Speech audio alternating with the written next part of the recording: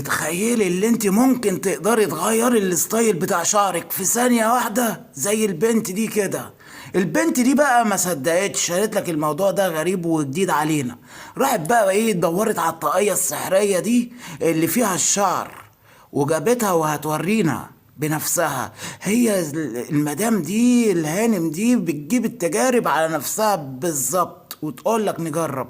فكت اهو الطاقية السحرية اللي هي ايه، هنشوف ليها اللازمة دلوقتي في ايه بالظبط. المهم خلينا نركز في الطاقية دي. طب ممكن بس تقربي علينا الشعر ده؟ حلو قوي قوي قوي، باين اللي هو شعر اصلي وما فيهوش اي حاجه خالص تدل اللي هي دي باروكه. المهم لمت شعرها بالشكل الجميل اللي احنا شايفينه ده.